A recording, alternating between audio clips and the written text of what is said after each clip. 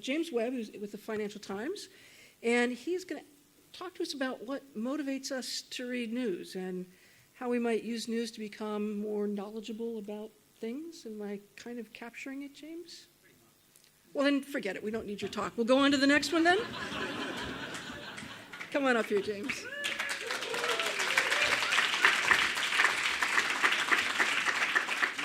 Thanks all. So why don't we read the news to stay informed about the world around us, or to escape it maybe, to join the dots between the global events and the local.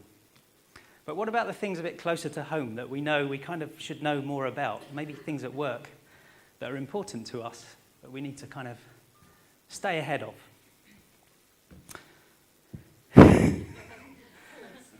Is this stuck? 15 seconds. When I ran through this earlier, this seemed like... I know the gig now.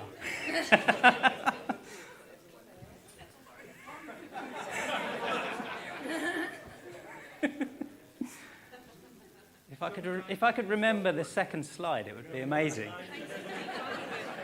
So what about things like blockchain?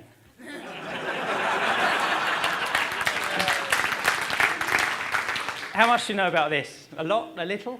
Is it enough? No. What if there was some kind of algorithm that could help you stay on top of topics like that and avoid being at the top of Mount Stupid? We've all been there, where we're waiting for that slide to advance, or just thinking you know a lot more about something than you actually do. And then you realise, oh, I need to know a lot more about this. And I found myself at the top of Mount Stupid not too long ago this year when I agreed to cycle up Mont Ventoux in Provence. I don't know if anyone's familiar with it. It's quite a large mountain, 6,000 feet. And I kind of thought I knew a bit about it. I knew Tommy Simpson died up it in 1967, and Chris Froome had a mishap a couple of years ago in the Tour when he had to run up the last leg.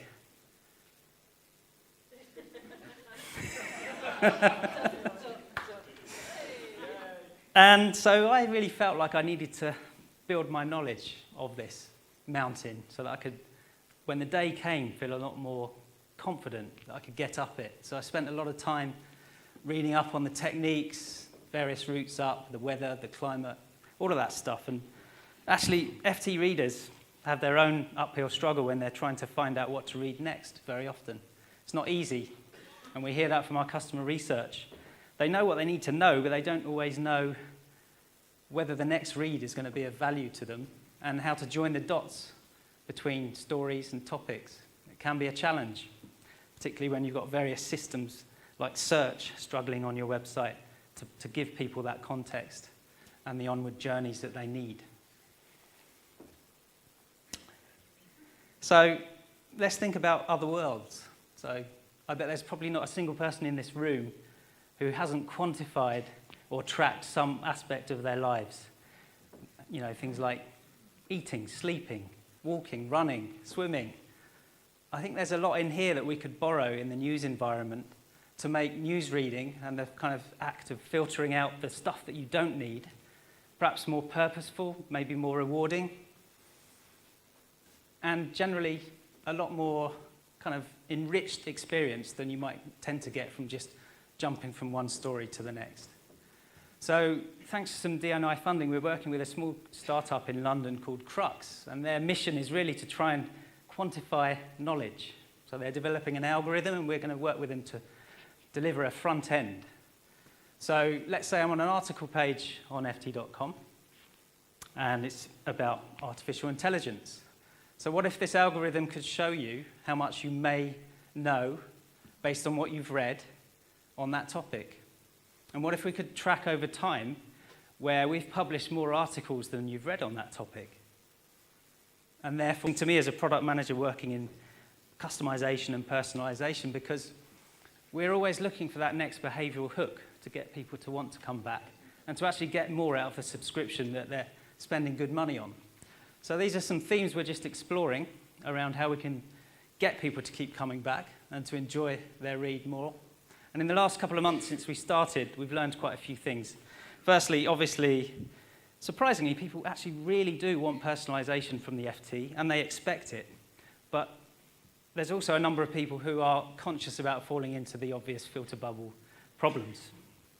And that's partly what I think is interesting about this project, because the algorithm that we will be working with will seek to help you build up knowledge on, say, a major theme around a topic, and then the more you read on that, it will send you to neighbouring topics that are perhaps lesser-known themes.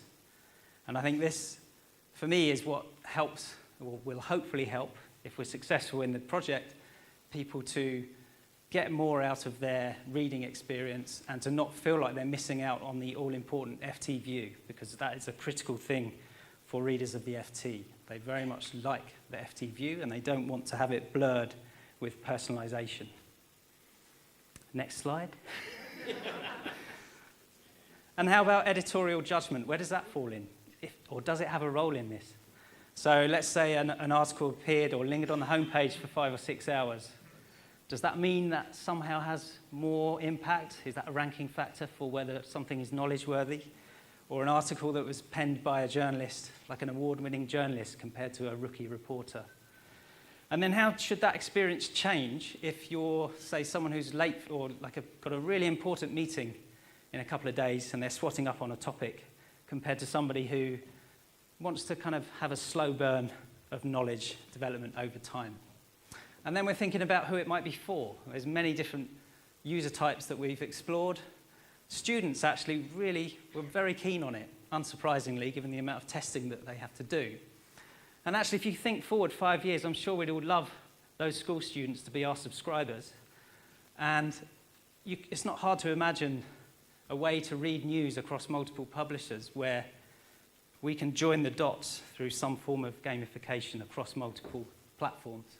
And then even further, who knows, maybe audio could become a really useful way to keep you engaged with your publishers over time. So that's me. Thank you. Thanks for listening.